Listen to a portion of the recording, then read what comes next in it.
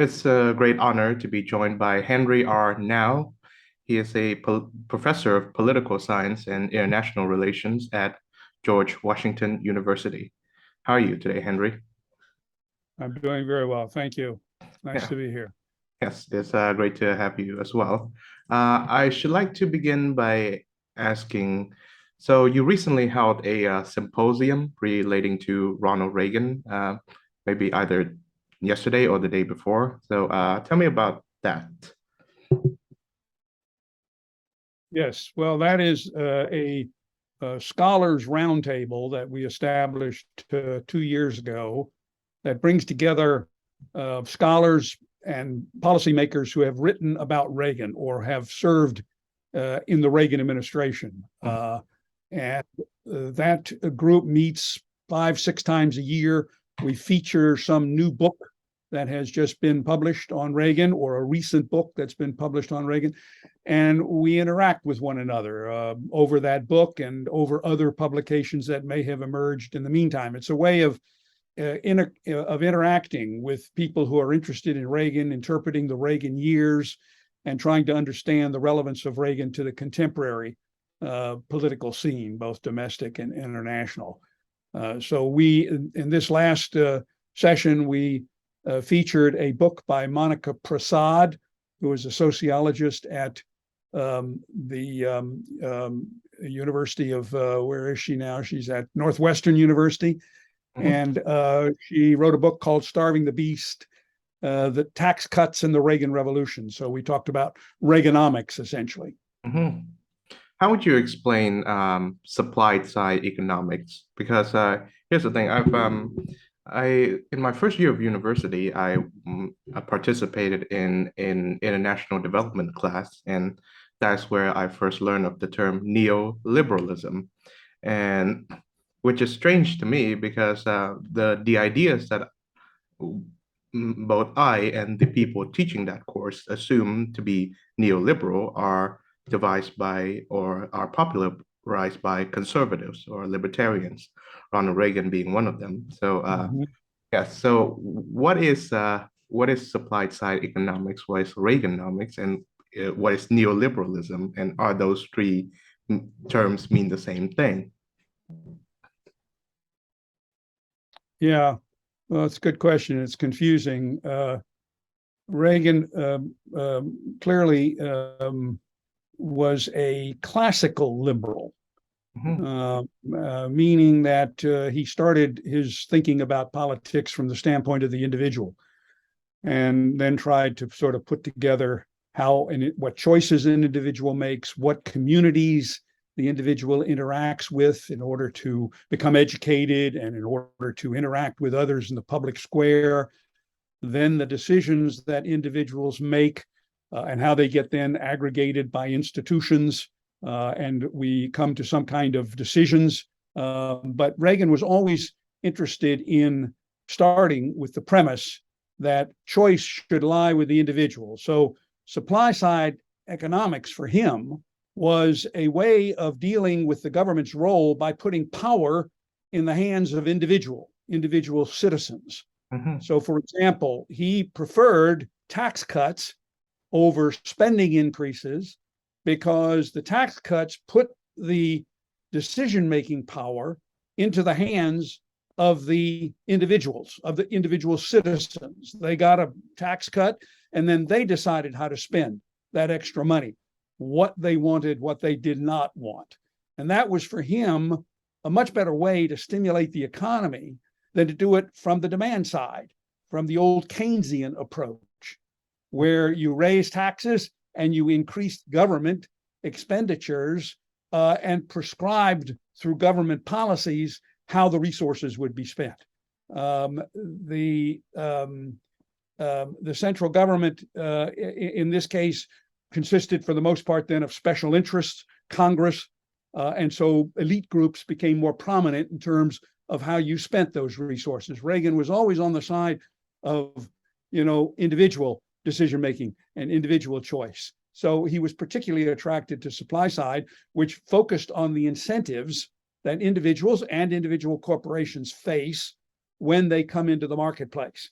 So that was, now neoliberal, it can mean a lot of things. I mean, in my day, we thought of neoliberals as those who kind of put more emphasis on institutions rather than on the individual. And so there was a kind of focus on the Madison, concept of a republic and on how the institutions interacted and produced decisions, the checks and balances that were involved, the separated powers. Classical liberalism focused more on the individual. And so what was the third one you mentioned? Neoliberal, well, supply side, and the classical liberal. I see. Okay, so those are the differences as I understand them. Yeah.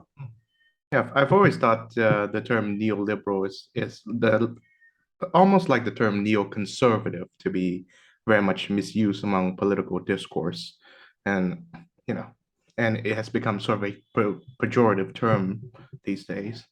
But to move on to a broader question, what does it mean to be an American conservative? I see that you have been one for decades now, so you're very much fit to answer this one. Well, look, since the beginning of the Republic, we have formulated two different approaches to government by which we try to make our Republican government responsive to individuals, responsive to the citizens. One perspective is the perspective that was reflected by Hamilton at the time of our founding, very concerned about strengthening the central government, because we were weak, very weak at that time. Obviously, we were threatened by outside forces, and we were interested, the Hamiltonians were interested in making the government stronger, both through finance and then through military preparedness. And Hamilton, you may remember, was in fact a military officer. And so this appealed to him. Now, the other school was the Jeffersonian school, which was very much more concerned about limited government, about reserving as much decision-making power as possible for the individual and for local society, in those days for the states. So he was an advocate of states' rights, individual rights, states' rights, decentralized government. Now, those two perspectives have been at war with one another since the beginning of our republic. And it has served us well, in my judgment. Now, I've always been a Jeffersonian. I believe in limiting government. I think that's the harder job, frankly. Strengthening government is kind of easy. That's what governments, authoritarian governments, and as well as democratic governments have been doing all over the world for centuries. But to limit government, to make sure that that government is responsive to individuals and to the public, that was a new task in the 18th century. And it remains, I think, the harder task because it relies on a faith in individuals, a faith in the ability of individuals to become educated, knowledgeable, informed, and then to make decisions that can produce good outcomes. And so I've always been sympathetic. Maybe it's also in part due to the fact that I grew up in the South. And so decentralized government, states' rights has always been a big concern on the part of the Southern states. Unfortunately, states' rights, of course, became, disparaged by the whole slavery controversy. But today, it's extremely important. It doesn't obviously stand anymore for slavery. It stands for federalism, for the states doing as much as they can, and then whatever they can't do, they must do then jointly through the national government. So I've just taken that position. My own profession, the academy, the university community is heavily, tilted towards the Hamiltonian school. So maybe I was in part motivated by trying to preserve the Jeffersonian alternative. And frankly, it was Reagan's attachment and association with Jefferson and with Jefferson's thinking that caught my attention in the 1970s and made me look at Reagan very carefully. And eventually led then to my decision to become involved with people who were advising Reagan, and then later people who joined his administration. I felt that we needed a new emphasis on limited government, on individual rights in the 1970s, when we had gone about as far as a republic can go in the direction of centralized government, the Great Society, the idea that somehow or other Congress and elite groups could decide better how to use national resources than the individual citizen. So Reagan really initiated for me, and I think for the country, and maybe for the world as a whole, a revival of that individualistic oriented approach to Republican government, and succeeded dramatically. I mean, the next 50 years became fundamentally, or the next 40 years became, in fact, a resurgence of the idea of limited government, freer markets, individual choice. And we are at that point today now where, once again, we're engaging that debate between kind of the central government advocates, the activist government advocates. That was Obama and Biden today in the Democratic Party, as opposed to the more limited government, the greater faith in civil society and the greater trust in individual choice that was represented by George W. Bush and Trump, and of course earlier very clearly and dramatically by Reagan. Yes. Speaking of Reagan, I've recently tuned into the first speech that launched Ronald Reagan as a national political figure, which is commonly known as the A Time for Choosing speech. He gave it in 1964 in support of his conservative predecessor, Barry Goldwater. It's a masterclass in American rhetoric. What I would consider another master work in American political rhetoric is Barack Obama's 2004 DNC endorsement of John Kerry. What I find to be the difference between the two is that Reagan governed the same way as his speech. He campaigned as a free market oriented, individual centered, and cold warrior, and he governed as such. Barack Obama, on the other hand, and this is I came onto this realization pretty late, like way after he has left the presidency, that despite his very much centrist rhetoric, he basically governed like a left winger. Yeah. So would you say that to be an accurate depiction of their differences? Yeah, I think, I mean, I don't want to say that Obama wasn't sincere. I think he was sincere. I think he reflected, though, the self-confidence that a liberal generally has about his or her ability to think these problems through better than the average citizen. Obama sort of projected that. He was the smartest guy in the room. He had gone to Harvard. He knew all of these things. He tended to kind of convey that sort of elitism, which and groupism, I suppose you could also call it, which of course didn't appeal to me. Whereas Reagan, I felt and I've looked into this now more carefully in my current research, Reagan had articulated his principles from very early on. And the remarkable thing is that he remained absolutely true to those principles, obviously having to compromise as he went along.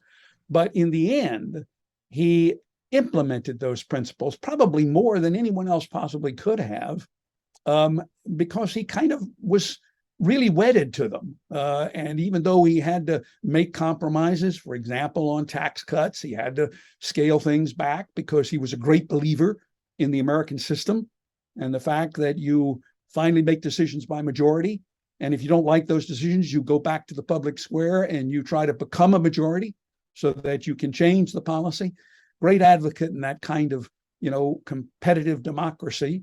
And so he stayed rock solid to what he believed, even in the face, by the way, of an elite America, which tilts always towards the Hamiltonian side, towards the activist government side. And of course, he had the media behind him. That is, Obama had the media behind him. He had the university community behind him. Reagan had to compete with all of that to reestablish, revitalize the individualistically oriented, choice-oriented, free market, limited government approach to American politics. And as I say, he did that with enormous success. And by the way, he revived the free market alternative as well as the limited government alternative worldwide.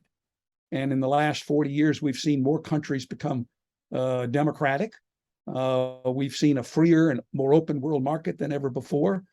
And that has brought about significant changes in the world at large. We now have more than 60, 65 countries that are solidly democratic.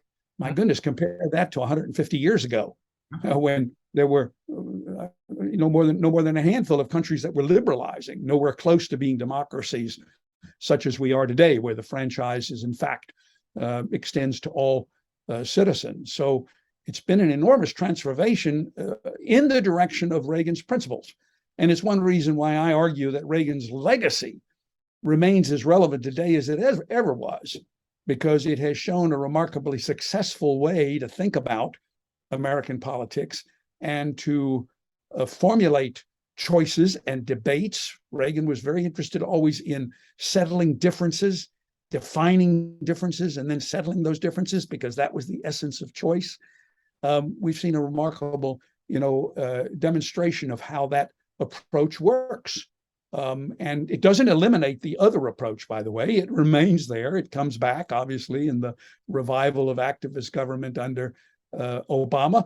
Bill Clinton, for the most part, followed the tenets of limited government. Yeah. Engaged in, very minor tax cuts. They were not, tax increases. They weren't that important. He sustained most of the tax cuts. He reformed welfare. He declared the era of big government to be over. So it was really in the Obama era that we got back, by the way, following a significant recession in 2008, 2009, that kind of moved us back in the expanded government direction. And I'm one who believes that, I don't want that all to be eliminated. From time to time, it'll be necessary. Certainly it was necessary in the context of the 2008, 2009 recession, which was a bad recession, not as bad, by the way, as the one that Reagan faced in 1980-81, despite the attempts of some liberal economists to claim that it was. They call it the Great Recession because they want you to think it was the worst recession since the Great Depression. Well, it wasn't. By any measure, it wasn't as bad as the 80-81 recessions. But nevertheless, the liberal community, the Democratic community, took advantage of that crisis to, in fact, promote, once again, more centralized government initiatives. And as I say, some of those were necessary at the time. So, but I was very pleased to see the tables turned in 2016, once again, towards more limited government options. Awesome. Yeah.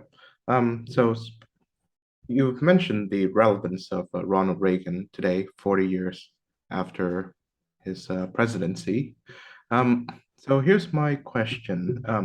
What is a lesson that you can learn from Ronald Reagan that today's leaders of your country are failing to learn and future leaders of your country should learn? Right. Well, one thing we should learn on the conservative side of the equation, of the political equation, is that you cannot be effective as a Republican candidate or as a Republican president unless you unite the liberal and conservative wings of your own party. Now, that's what Reagan did phenomenally. Mm-hmm. He managed to bring the Goldwater, which today, by the way, is the Trump, wing of the party. He managed to bring the Goldwater conservative wing of the party into his coalition at the same time that he brought the liberal Republicans, the so-called rhinos, Republican in name only, brought them into the coalition. My goodness, he had terrific, very contentious campaign debates with George H.W. Bush, who was a liberal Republican. What did he do? He didn't then say, "Oh, I won the primaries and I won the election. I don't need those liberal Republicans anymore." No, he brought them centrally into his administration as the vice president, and by the way, as his chief of staff, Jim Baker having been George H.W. Bush's campaign director in 1980. So Reagan had a clear notion that he could never be president unless he married those two wings of the party. Now, that's a lesson, boy, is it ever, for Republican candidates today. I know. Now, for the country as a whole, I would say he brings to the table two lessons that we should have learned. One is that authoritarian governments in the world don't go away. They don't disappear. Even after the great sort of movement towards democracy in the 1990s, we've now seen a resurgence of authoritarian governments in China and in Russia, and also secondarily in Iran and in North Korea. And Reagan's approach was to say we need to be clear about our differences, all right, with these governments. We need to always be forthright, honest, and vocal about our commitments to individual freedom, individual choice, to democratic institutions, to human rights. And we need to be very firm about that and very consistent about that. On the other hand, we also have to, and by the way, in order to preserve our independence, our freedom in that context, we need to arm ourselves. We need to be strong, because a strong America will not tempt anyone to try to take advantage of us. So he urged us to understand that you've got to arm in order to protect your independence against authoritarian governments, but then you also, at some point, must negotiate with them, because we want peace. We don't want nuclear war. These are countries, Russia and China, that have nuclear capabilities. And so you're going to have to negotiate, but don't negotiate until, through your arming efforts, through your efforts to build up your national defense, you've signaled to your adversary that they can't get their gains outside of negotiations. That's very important. You stymie them in terms of their attempts to gain advantage outside negotiations. Now they're ready and you're ready to engage in negotiations, because those are the only options available. Now, Reagan did that beautifully in dealing with the Soviet Union. He countered their effort to try to gain advantage outside of negotiations. That's what the whole issue of, deployment of the intermediate nuclear forces in the early 1980s to counter the earlier deployment by the Soviet Union of the SS-20 missiles. He was demonstrating to the Soviet Union that you're not going to gain your objectives, all right, outside of negotiations. Eventually, then the Soviet Union under Gorbachev came to the negotiating table, and now Reagan made alternatives available to them, options available to them, which ultimately were in their interest. For example, the opportunity to join the world economy and to become more modern and to engage in the technological revolution. So there's a lot of wisdom in that approach for the way in which, our leaders today should approach the relationships with authoritarian governments, and principally with China and Russia. Lastly, of course, Reagan would have something to say to us about the global economy. Now, the global economy has expanded dramatically under the earlier policies of free markets and free trade that Reagan led. Reagan was a proponent of globalization. And once the domestic reforms occurred in the Soviet Union and in China, the world was ready, and those two countries were ready for engagement in the world economy. And so we had this explosion of globalization. Now, it seems to me that the Chinese and the Russians have clearly indicated that they want to change that. They want to undo the globalization that we have had over the past 50, 75 years. They want to replace it with a globalization that reflects their values of authoritarian government and managed trade and all of the other things that authoritarian governments represent. And so they've started, in effect, a new Cold War. And in that context, we're going to be rolling globalization back over the next decade or so. And I think Reagan would have approved of that. He would have said, look, you can't trade with your enemies. You're going to have to trade only with your friends in order to maintain a balance with your adversaries and move them eventually towards some kind of reconciliation. So Reagan would not be as he would be free trade with free countries, Hmm. but he would not be free trade with adversarial countries, not until at least they reform domestically. I mean, he was never really afraid, he was never really in support of trade with Soviet Union under détente.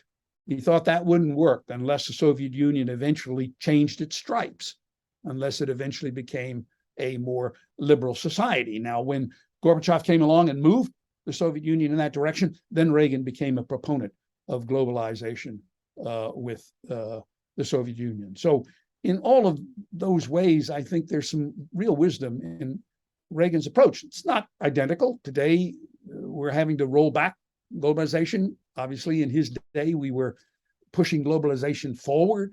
So there's a difference there, but I think the reasons for that remain valid. In other words, you trade and you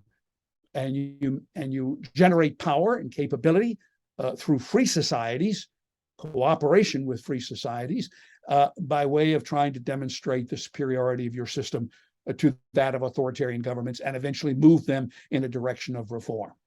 Mhm. Yes. So you are the proponent of a foreign relations theory known as conservative internationalism. And rather than asking you what that means, I would like to bring some examples of, say, a foreign relations issue that either we are facing today or Reagan has faced in his presidency. Well, if you've mentioned Iran, um, I think Reagan was the first president to face Iran as an enemy to your country, the United States, and obviously the free world, when they kidnapped a group of people working at the embassy in Tehran, the hostage crisis, as is well known. Um, of course, Obama would face Iran, but virtually all conservatives that I know uh, thought that he failed in that regard. So, how would a conservative internationalist deal with, say, the prospect of Iran gaining nuclear weapons? Well, I guess one should first explain why Obama failed to do so, and then propose Mhm. a conservative solution to it. Well, I think Obama failed for two reasons. Um, One was that he assumed that the Iranians thought about negotiations the same way he did. Mm. As you get two people to the table and lay out your interests and your options, and that reasonable people can come to some kind of an agreement. Mhm. I think he misread the nature of authoritarian governments. Obama was one who believed that if you just talked about things and got together with people, he could persuade you as to what the better solution was, and that you could reach agreements with strong authoritarian or determined authoritarian powers, and they would be good agreements for you. That was one mistake I think he made. The second mistake he made is that when you negotiate with authoritarian governments, you better have some leverage on your side of the table. You better have some ways of making it clear to them that they can't achieve their objectives outside the negotiations, and you better have some levers that you can use inside the negotiations. Now, here, Obama just went almost entirely in the direction of diplomacy. He refused to impose strong measures, all right, against the Iranians, or he promised to relax them very quickly, without realizing that you're going to be more effective in negotiations if you retain your leverage and then use it at the critical moment when you can achieve the most. So he was not a very adept at understanding the need for armed diplomacy, as I define it. Now, those two mistakes are suggest what conservative internationalism is, as opposed to liberal internationalism. And there are two, again, big differences. Conservative internationalism says you deal with the world not in terms of international institutions, but you deal with the world in terms of moving the world gradually, incrementally towards domestic reforms, domestic democratic reforms. And as countries move towards democracy, you really don't need institutions that much to bring them together. They will get along with one another much better. We have all of the evidence from, the democratic peace theory that tells us that, in fact, democratic countries do not go to war with one another. They don't even threaten to use force against one another in resolving their disputes. So the conservative approach is to say we don't have to strengthen international institutions in order to get peace. When we do that, we have to bear in mind that these international institutions can include these authoritarian governments. So what guarantee do we have that the solutions we're going to come up with through international institutions will in fact be democratic? They may also be authoritarian. You need to work outside international institutions through the civil society, through free trade, through a very activist diplomacy with your allies and so on. You need to work outside through civil society, that is, through the international system as a whole, not just through international institutions. You need to work towards motivating countries to move in the direction of domestic reforms that support more freedom and that support more prosperity. And so one is looking towards the democratic peace as a model for the way the world might look in another 10 or 20 years, not towards the model of a United Nations central authority that brings all of the countries together in the world. The conservative is always suspicious of central government. So the conservative is also suspicious of international government. And for that reason, the democratic peace, where democracies interact with one another without a lot of institutions, with a lot of civil society interactions and with some regulations, but not with overarching authoritarian institutions as the way to move the system forward. The second aspect of conservative internationalism that differs from, in this case, from realism, is that it doesn't believe you just balance power for the sake of balancing power, for the sake of peace, for the sake of coexistence. You're balancing power in order to move the world towards freedom, to tilt the world towards freedom, as Condi Rice once said. And in order to do that, as I mentioned before, you've got to shore up the balance of power outside negotiations. Now, here's where conservative internationalism borrows more from realism than from liberal internationalism. That is, you need to be serious about the balance of power. It's very important for you to worry about the balance of power, because that's going to be the underpinning for your approach to negotiations.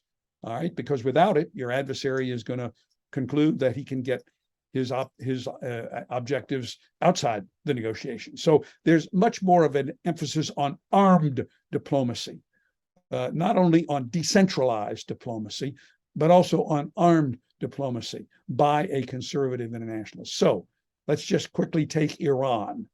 In that case, the conservative internationalists would say, look, our problem here is with a theocracy, all right, that is run by a small group of Islamic clerics, and who impose a religion on their society. There's very little freedom in that society for religious thought or for religious practice, very little freedom for political thought and political practice.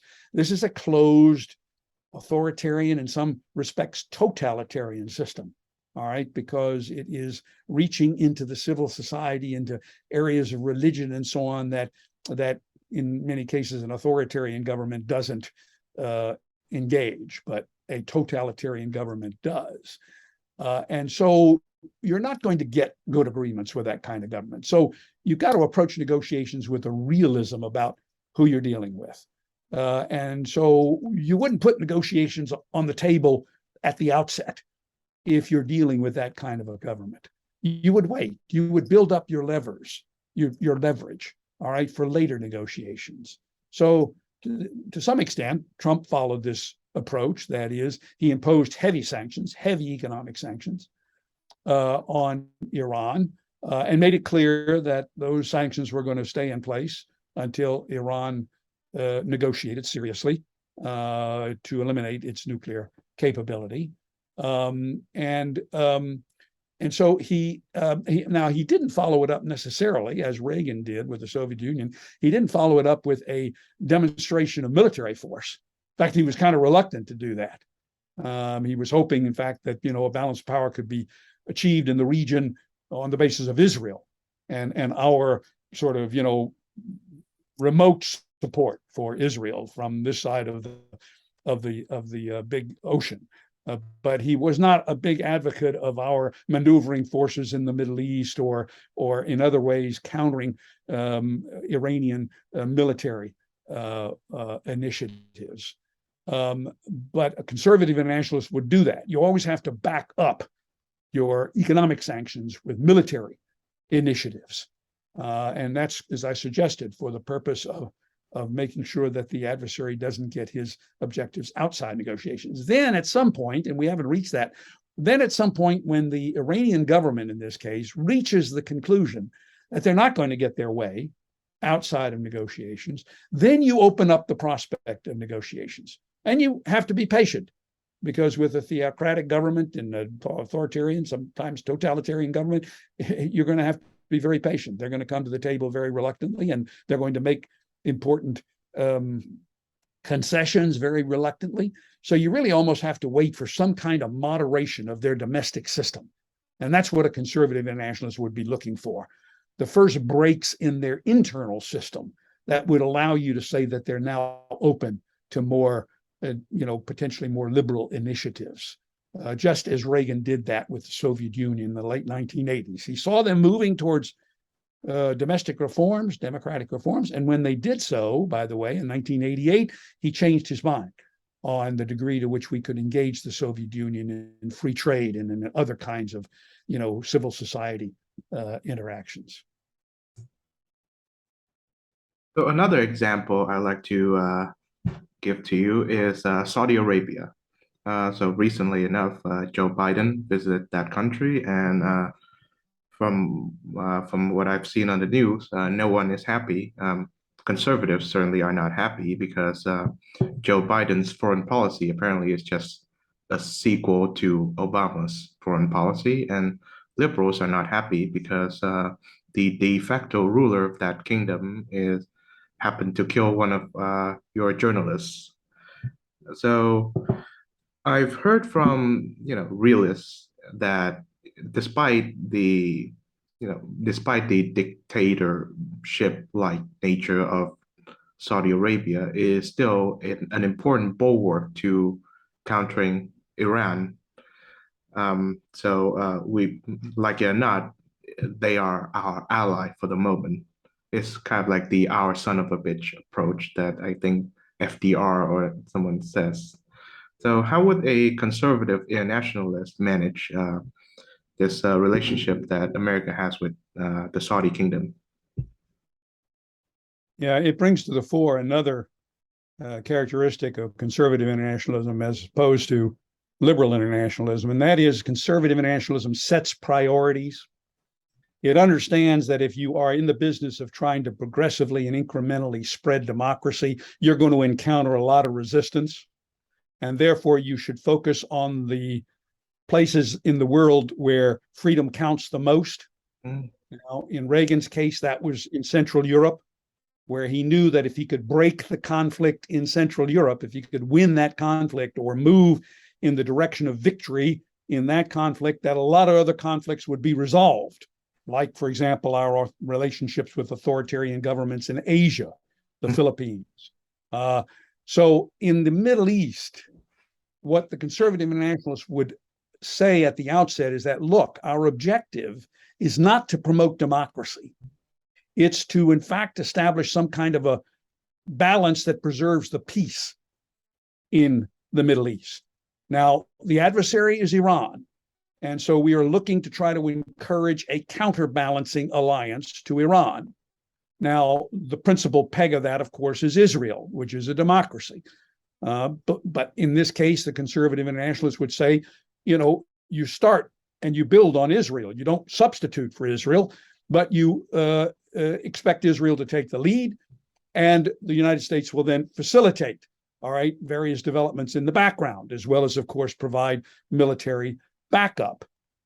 So now, how do you put that alliance together? Well, Trump started to put that alliance together through these Abraham Accords, where he encouraged the Israelis to work together with some of the modern Arab states. Now, Saudi Arabia is the principal moderate Arab state. So you're looking for some way eventually to include Saudi Arabia in this coalition. Now, you can't use a saliva test, as Reagan would say and did say in his day, for example, about the government in El Salvador. Says you can't use a saliva test to determine whether or not they're free. And then you're going to say, oh, if they're not free, we don't need them, because we do need them if we're going to establish a balance of power against a more threatening authoritarian power in the region, namely Iran. So here's where I'm afraid, American politics becomes very personalized. I mean, why the Washington Post emphasizes this this killing the way it does, horrible thing to be sure, but to argue that that should hold up every other aspect of relationships with the Saudi Arabians is sort of like arguing that, if the Soviet Union was oppressing one dissident at home, we couldn't deal with them in the Cold War. Well, the Washington Post never argued that, did they? So I think they're just way off base. I don't know what's behind.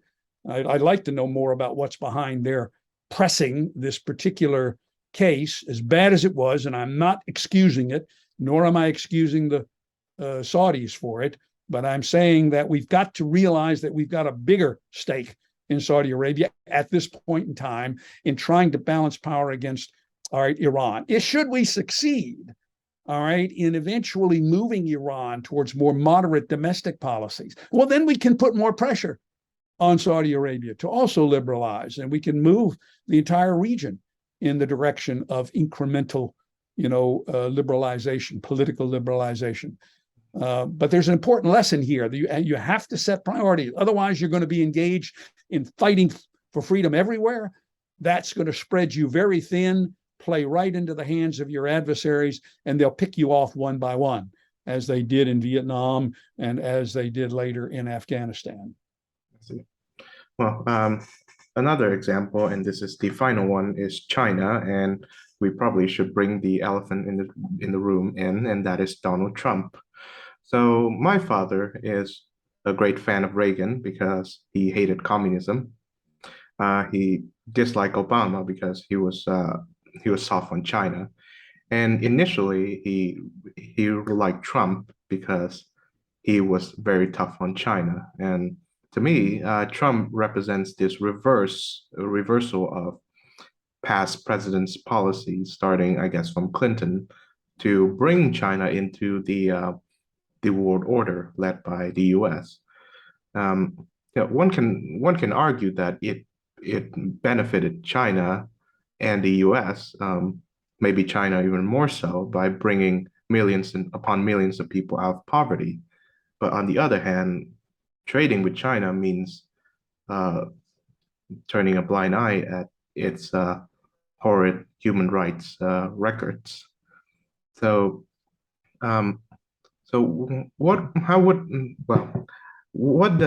is Trump's policy towards China, and does he meet the standard that you've set for a conservative internationalist? Yeah, I think he's got part of the policy right. That is, Trump had part of the policy right, namely strengthening the alliances in the region, and especially encouraging them through a sometimes, bull in the China shop sort of approach, often in a clumsy way. But he threatened the allies to either spend more on defense and shore up their defenses, or they might not see the United States behind them the next time they looked. He did the same thing, of course, in NATO. And so he focused on strengthening the alliances. He focused on, thinking about China as an adversary, and therefore beefing up our military program and redirecting our military program to sort of take into account the longer term consequences now of balancing power on the seas, because this is a different problem than we had in Europe, where the balance of power was on land. This is a balance of power now on the sea. And so he moved us in that direction, but he had no concept of what were our expectations in China. I mean, he clearly didn't that, and their future as a more liberal society. He clearly didn't have the vision of Reagan, Clinton, George H.W. Bush, that somehow or other China was modernizing or liberalizing, and therefore, the trade policy was working. He didn't have that sense. He knew that trade policy had not worked in the case of China, but he didn't really know what he was looking for. He gave the impression that he loved just great power politics and diplomacy, and he loved the stage. He did that with Kim in Korea, demonstrating how the great men sort of march around the world and engage in great power diplomacy. So what was missing from Trump's approach is any sense of what kind of developments domestically in China would we welcome as a basis for continuing to work with China towards more involvement in the global economy. Now, I think that's still necessary. That is, that we think in terms of this longer term question of what kinds of moderation would we look for in China. I think we're not going to see it anytime soon, because what's happened in the interim is, from the Clinton days until the present, China itself has declared war on globalization and on the Western world. Think about it. In the early 2000s, China was engaged in peaceful engagement, or what do they call it? Peaceful rise, when under Mao, and I mean not Mao, but under Deng and other leaders, they were moving towards greater involvement in world trade. They were moving towards more multilateral engagements in the region. They seemed to be moving in the direction of more moderate policies that could accommodate, all right, their presence in the global economy. Well, I don't know what happened, but I'm not a China specialist, but something happened in the late 2000s and early 2010s, associated with the rise to power of Xi, that led China to think that they were now in the driver's seat, and that they were going to challenge the West, and the United States in particular, for control of the global economy. Well, China has been actually, even though China, as you mentioned, gained dramatically from the globalization, all right, process in the prior 30 years. So I think the Chinese made a big mistake, by the way. I don't think they're nearly far enough along in their economic development that they can cut themselves off from the global economy and still prosper. And in fact, that's what they're doing now. They're cutting themselves off from the global economy. They're telling their own firms to pull back. And by the way, the West is doing the same thing. There's a deglobalization process now taking place between China and the United States. And I think it has to happen, all right? For the most part, in the next 5 years or more, we're going to be involved in the game of sort of establishing a new balance of power in the region, all right, to contain any aggression that may take place or that may be contemplated. And during that period, we're not going to see many opportunities for either advances in globalization or for advances in diplomacy. And I think we have to just accept that. We have to be patient. Now, I would keep talking with the Chinese. I would keep working with them, that is, visiting with them. I would keep criticizing their domestic policies until I saw some change, which I might then be able to, identify and offer support for those changes. I think we need to let China decide how far they want to deglobalize. It's in their hands now. As they deglobalize, the West is deglobalizing.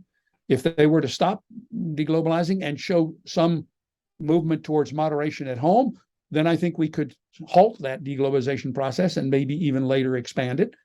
But for the short term, that is, I'm talking about the next 5 years, I don't think we can expect very much other than a rather delicate, we see that going on right now with Pelosi's visit to Taiwan, very delicate and very messy and very unfortunate, but nevertheless necessary, pushing back and forth to try to test each other's resolve, to try to learn more about each other's capabilities, What would China try to do if they wanted to put the squeeze on Taiwan? What kind of equipment and capabilities does Taiwan need in order to deter them? What does it mean for the deployment of American forces, and where do we need to strengthen our capabilities? That's the sort of process that's going to go on. During that process, we need to have a diplomatic approach because we don't want nuclear war. We are dealing with nuclear powers, and therefore we must be cautious and open to negotiations. But I think we would be foolish to expect very much from those negotiations until we see a change in either the economic evolution inside China or the political evolution inside China. And by the way, I tend to think that may come sooner than we expect. That is, China, as it decouples from the global economy, it's already slowing down in growth. It was slowing down in growth when it was heavily globalized. It's now going to deglobalize. That's going to be much less efficient growth for them. So they're going to grow even less. They've got a mobilized now middle-class population that's not going to stand for reversals of any of the domestic benefits that they've gained through the economic prosperity of the last 2-3 decades. So potentially China is going to have a lot of domestic problems to absorb its attention. And we should not, we should not necessarily expect that, but we should also not be surprised by it. And we should let it happen. We should certainly not try to help them overcome the economic or political costs of their own political and economic system. That was one thing that Reagan believed very strongly in. You don't help the Soviet Union become more efficient when their economy and their own economic choices are very inefficient. Right. So continuing on to Trump, an event that really made me consider Trump's foreign policy is, as you've mentioned, the Abraham Accords, where Israel makes peace with, well, at least two Arab nations with the facilitation of Trump's administration. And, at first I thought that his demand for NATO member states to ramp up their, NATO contributions was ridiculous until obviously the Russia war with Ukraine happened. And oh boy, he was sort of right all along. And of course, I think the world, the Western world at least, attention on the Uyghur human rights problem really caught on fire when Donald Trump started this trade war with China. I think if he continued on the course that Clinton and Obama was on, then we would probably not be talking about the Uyghurs as much as we do. So as much as I dislike Trump, I have to concede that these are some of the good things he has done. And even if Republicans would reject him, as I hope they would, I hope that they would keep some of the good things that he has done. So my question to you now is perhaps to help bolster the case for Republicans to say perhaps divorce from Trump, but keep some of his works and foreign policy tactics. How similar is Trump to Reagan? Yeah, well, he obviously is different in two very important respects. He doesn't have the commitment, or at least he's never demonstrated the commitment to the to the institutions and to the style and to the culture of democracy. I think he understands it. He participates in it. Obviously, he is part of that process domestically in the United States, but he never articulated a vision. Maybe he came closest when he went to Poland in I forget what year, but and you look at that speech in Poland, and it was about as close as he ever came to Reagan and his commitment to freedom. And that, as I said before, was what was missing in his approach to China. He has too much of that kind of just great power, politics idea of international relations, rather than the idea of slowly but nevertheless consistently opening countries to democracy and to free markets, etc. And secondly, his style has been totally different from that of Reagan. He he thrived on conflicts, whereas Reagan thrived on integrating, all right, groups as well as integrating policies. He thrived on making a big splash rather than conveying consistently and quietly his convictions, as Reagan did. I think they both were aware of the importance of leverage. Trump's a great negotiator, knows how to use leverage. So they understood that you had to arm your diplomacy. Trump was very Reagan-esque in that respect. And I agree with you that there were many things that Trump did, both in foreign policy and even maybe more importantly in domestic policy, that a lot of conservatives are very happy with, that have to be reserved. I mean, that have to be preserved, all right, if we're going to have a Republican candidate that can be elected and that can follow to some extent in the direction of these changes that that Trump initiated. I mean, look at the whole, Supreme Court situation that we have today. I mean, that's a product of Trump's policies of appointing, together with the help of Mitchell and Mitch McConnell, that is, on the Hill, appointing conservative judges. Look at what he accomplished through another tax cut effort in the 2017, 2018. He moved the economy further towards more unemployment, very low inflation, by the way, and gave us the basis for the prosperity that we need in order to implement our military goals. He implemented very important policies on the border to stanch the immigration flows. I mean, he had basically stopped the immigration flows through his agreements with Mexico and other countries in Central America. And all of that's been reversed unnecessarily and quite, I think, inexplicably by the Biden administration. I mean, explicable only in crude political terms. They just wanted to do everything different from what Trump did. So the secret for the Republicans in 2022 and in 2024 is they're going to have to successfully respect the policies and the supporters of Trump who are very pleased with those policies.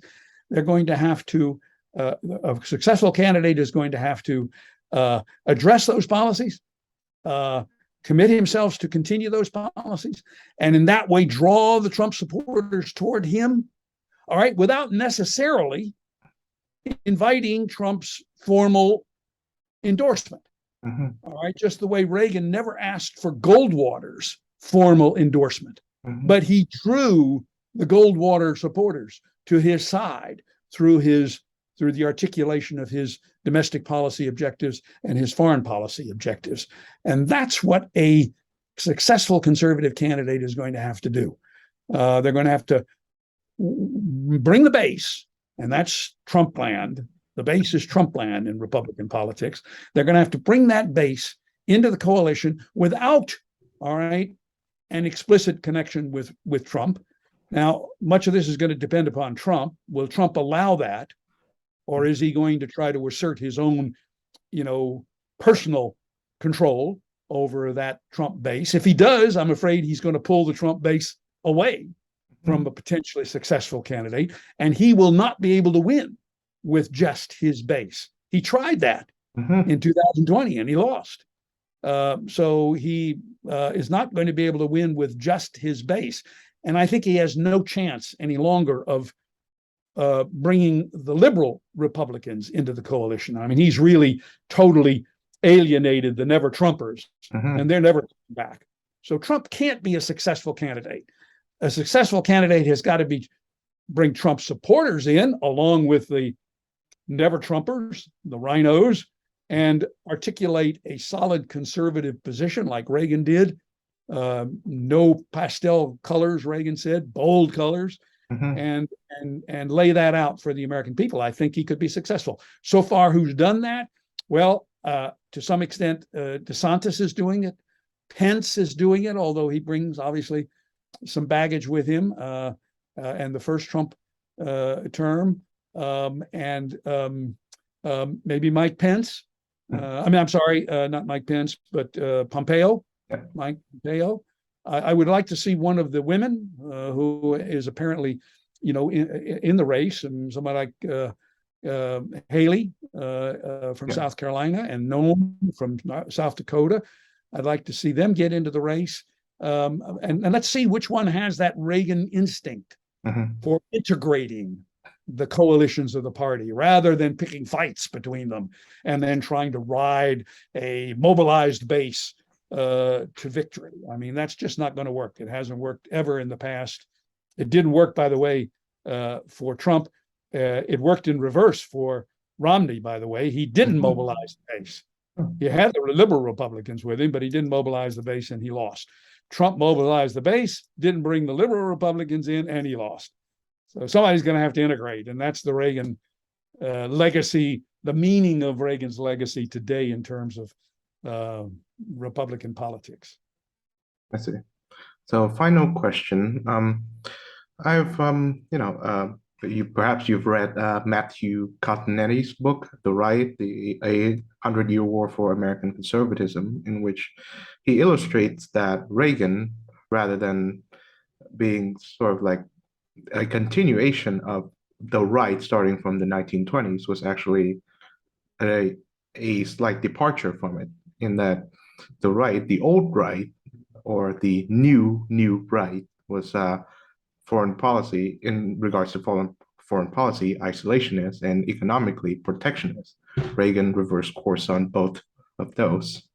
And he's also mentioned that, the Republican Party, although a very unreliable home for conservative thoughts and views, well, is so far American conservatives is only home for conservative views now, given that even if you're a never Trumper, you wouldn't even consider the Democratic Party to be a base for your idea. So my final question to you is, how conservative is the Republican Party now, and how will it be come 2024? Yeah, it's a good point. I haven't read Matt's book as closely as I want to. I've read parts of it, and I've heard him give a couple of talks explaining it. I must say I'm not persuaded by the decision in the book to trace the contemporary Republican Party back to the isolationist and protectionist Republican Party of the 1920s. That's a mistake. I mean, that's like tracing the Democratic Party back to the segregationist, states of the South, which in fact they were in the 1920s and 1930s. So I'm not sure what he gains by that. If you trace the Republican Party back to the post-war period, you see that the Republican Party, in fact, disposes of both of those policies, isolationism and protectionism, and becomes the new Republican Party. By the way, the same way the Democrats finally shake off the segregationist, element of their history and become a revived New Deal party in the image of Franklin Roosevelt. So we ought to stop letting. I mean, I don't know how we get into these situations where we let the liberals kind of define what the Republican Party is. I think the Republican Party, clearly under Eisenhower, definitely under Reagan, has been a party now that has stood for standing strong as a nation, militarily and economically. That's number one. That's first, America first in that regard. And then standing tall as an example to the rest of the world about how a republic works and to what extent a republic can be successful. And therefore, to what extent republicanism might, in fact, this is with a little r, by the way, republicanism might, in fact, be appropriate for implementation in other countries. So that Republican Party, which stands for limited government at home, which stands for the defense of freedom abroad in a conservative way now, putting the emphasis on nationalism first, Every country should do everything they can for themselves. That's one of the great things that the Ukrainian people are doing today. They're demonstrating they're ready to fight for their nation. All right, encourage that kind of nationalism, strong for your pursuit of freedom and prosperity at home. Then America, as the first republic that the world has ever seen, standing tall in the international system for democracy, being selective in where it decides to confront tyranny, can't confront it everywhere, as I mentioned earlier, has got to set priorities. And so a Republican Party that would say that, look, we remain true to our domestic principles and to our foreign policy tradition, not of isolationism and protectionism, but of living in a world in which more and more countries are democracies, living in a world in which the democratic peace prevails. We don't need lots of international institutions. We can work with nation states and flexible arrangements among nation states. That's a more nationalist-based kind of way of thinking of globalization, which appeals to a conservative internationalist. And then we'll pick our fights very carefully, and wait for other countries basically to become aggressive. In other words, don't overreact to what they're doing, but watch carefully what they are doing, in this case, particularly China and Russia in Ukraine, and be sure that you're capable of countering that, all right, with other free countries, cooperation with other free countries, those free countries doing more and more on their own, all right, because they're now strong and democratic. They don't need for America to step in their place. America should play a less visible role, but always a real role behind the shoulders, so to speak, of the allies. But we should be insisting always that the Europeans ante up in the Ukrainian crisis, that Japan and India and Australia and other countries in South Korea ante up in facing China in Asia, because that's the only way we're going to be able to sustain a conservative internationalist policy. That is a policy that keeps us in the global system, active in the global system, because the American people are not going to accept a policy on the part of America where we pay a higher price, a disproportionate price for the protection of freedom than do the countries that are themselves on the borders of freedom and therefore have the highest stake in the future of freedom, like, for example, the allied countries in Europe in this conflict in Ukraine. Awesome. Well, thank you very much, Professor Henry Now, for this lovely conversation. Thank you for your thoughtful insights on Reagan, Trump, and conservative foreign policy. I wish you the Thank best you of very luck. much. I wish you the best of luck with your work. I imagine it must be a really tough time being a conservative in a university setting. So wish you all the best of luck on that, and please do take care of yourself. Well, thank you. Appreciate it very much. And you keep doing the work you're doing. Maybe someday you'll come to America and you'll join that university community here and straighten it out because Yes. it needs to move. It definitely needs to move in a conservative direction in the future. It's almost 99% now liberal faculty and administration. Yeah. Yeah. Well, I would be too old to be a student, but I promise I will in a different capacity. Yes, correct. Exactly. Well, bye for Good now. luck.